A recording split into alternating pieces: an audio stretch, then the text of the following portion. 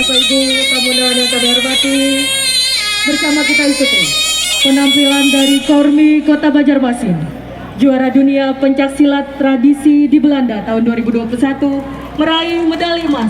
Selamat menyaksikan.